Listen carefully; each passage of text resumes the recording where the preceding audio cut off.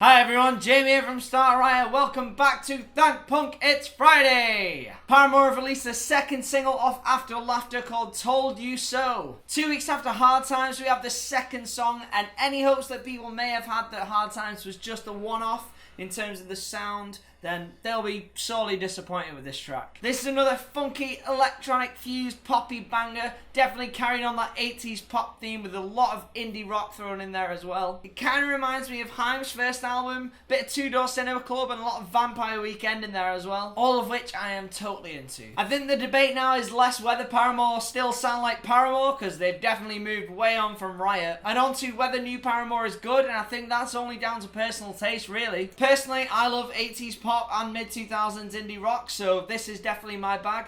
Fall Out Boy have gone down the more Deadmau5 and Skrillex route, which I don't really like, so I definitely don't like that Fall Out Boy song. It's hard when a band you love just completely changes their sound and you're not into it.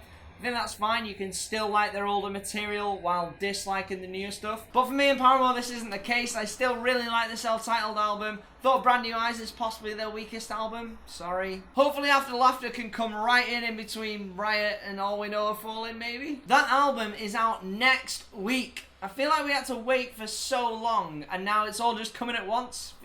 Feels kind of good. The UK tour also follows in June. Powerbottom are streaming their second album Pageant on NPR right now. The album's not actually out until next week, but I don't advise you to wait. Featuring the wonderful singles Big Beautiful Day, Answer My Text and LOL, this feels like a more mature and more realised version of Powerbottom. Also feels like a more honest and vulnerable album than Ugly Cherries. That album obviously still had its vulnerable moments like See You Around and House in Virginia, beautiful songs, but I feel like this album's really built on that foundation and use that to really drill down into the depth. Hasn't lost any of the fun from Ugly Cherries though. The singles are still poppy bangers. There's still a lot of riffs in here and there's still some really fun punk songs. I think they're just trying to graduate a little bit from DIY punk and take it to another level. The production sounds a lot smoother, less scrappy, and I don't think that's taken away anything from their sound. It's just like they've put extra layers on top to make it nicer. I think this album will be hard to topple from any album of the year list, and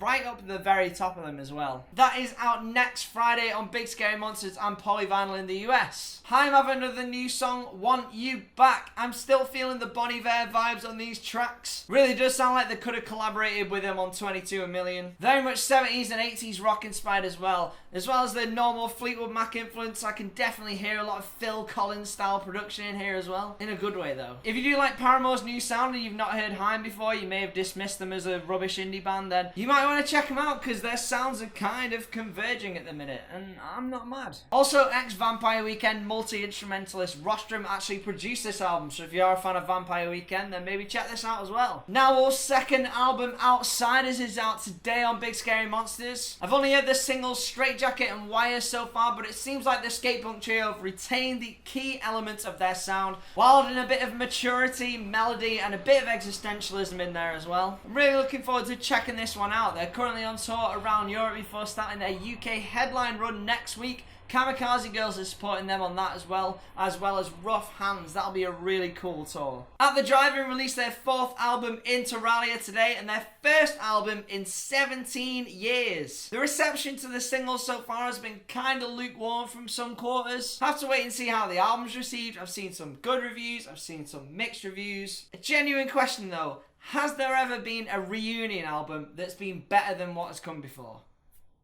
Gunshy have a new song, Test You Like Gold. It's another new track from their second EP, The Last Dance, which will be out next week on Wrong Way Round Records. This song's more of a bridge from the first EP to this one. It's less frantic and heavy and all over the place like the new singles off the second EP. It's more in line with the slow, somber, dark, brooding songs off the first EP. They're playing 2 shows next week in support of that release in Southampton and in Canterbury. Every Time I Die have released a video for the song Map Change. This is an excellently directed video which definitely matches the quality of the track. One of the best off their album Low Teens, which came out last year. featured in our Albums of the Year list as well. The legendary US metal and hardcore band are currently on tour around the US before embarking on a huge tour supporting Taking Back Sunday in July and August. Sorority Noise have released a poignant and distressing video for their song No Halo. This song and a lot of the album You're Not As Blank As You Think, which came out a few weeks ago, are a lot about suicide and losing loved ones. This video is a stark depiction of the grim realities of those two things. Again, like the Every Time I Die video, this is beautifully shot, incredible concept. The band will be playing some UK dates at Slam Dunk Festival and also a special one-off show with Citizen and Turnover in London as well. Cayetano have released their second album today. This band have been on tour with Diet Sig recently, and while there are some similarities in the sound, this album's kind of the complete antithesis of Swear I'm Good at This. While that album was kind of hopeful and fun and playful at times,